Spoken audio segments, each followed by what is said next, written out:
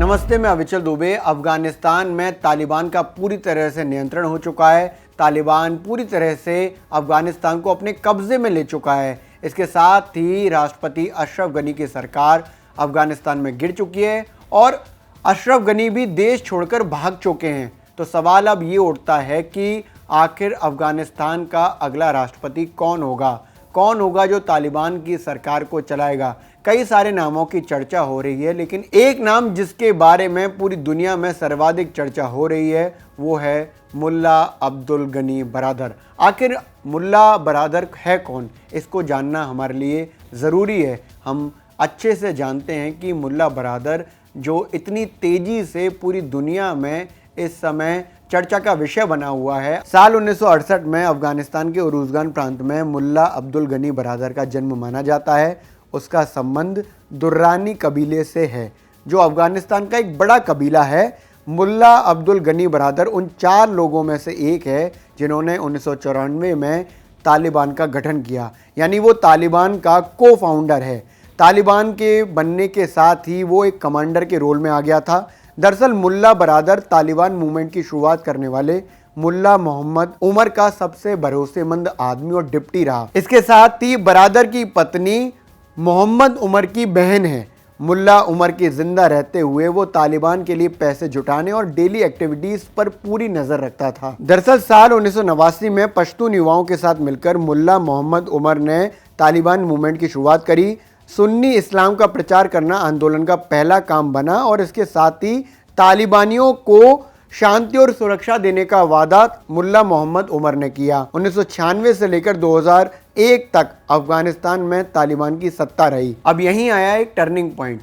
9/11 आतंकी हमले के बाद अमेरिकी और नाटो सेनाएं Al Qaeda head Osama bin Laden को खोजने के लिए अफगानिस्तान पहुंच गई और उन्होंने तालिबानियों को खदेड़ना शुरू कर दिया। इतनी तेज़ी से खदेड़ा कि 3 महीने के अंदर तालिबानियों का शासन अफगानिस्तान से पूरी तरह से ख़त्म कर दिया।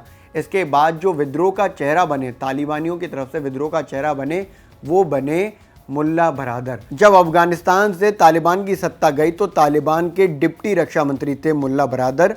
फरवरी 2010 में अमेरिका ने उसे कराची से गिरफ्तार किया। जब वो गिरफ्तार हुआ तब तालिबान का दूसरा सबसे बड़ा नेता था मुल्ला बरादर।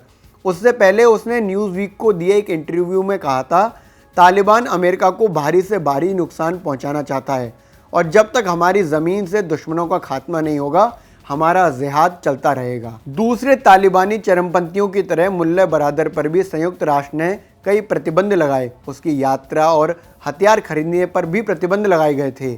सितंबर 2013 में पाकिस्तानी सरकार ने मुल्ला बरादर को रिहा कर दिया, लेकिन ये साफ तौर पर नहीं बताया कि वो पाकिस्तान में है या कहीं और चला गया।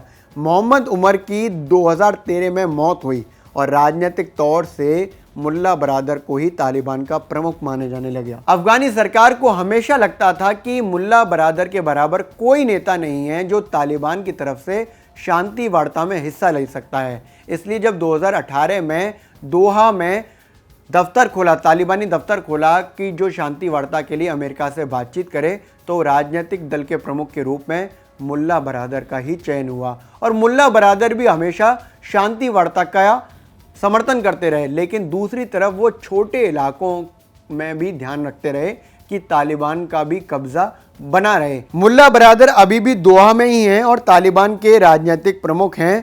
राष्ट्रपति के लिए उनका नाम टॉप पर चल रहा है। अफगानिस्तान में आने वाली नई तालिबानी सरकार के लिए राष्ट्रपति की रेस में अन्य दूसरे नाम भी हैं, लेकिन मुल्ला अब्दुल गनी बरादर का नाम सबसे ऊपर है। उसका सबसे बड़ा कारण है कि मुल्ला अब्दुल गनी बरादर का स्ट्रेटेजिस्ट होना। वो पॉलिटिकली एक्टिव भी हैं, शांति वार्ता के पक्षधर भी रहे और दूसरी तरफ उन्होंने छोटे इलाकों पर तालिबानियों को कब्जे के लिए लगातार एक्टिव रखा और उसका कारण आज ये हुआ कि अफगानिस्तान में आज पूरी तरह से तालिबान का शासन है, तालिबान का कब्जा है।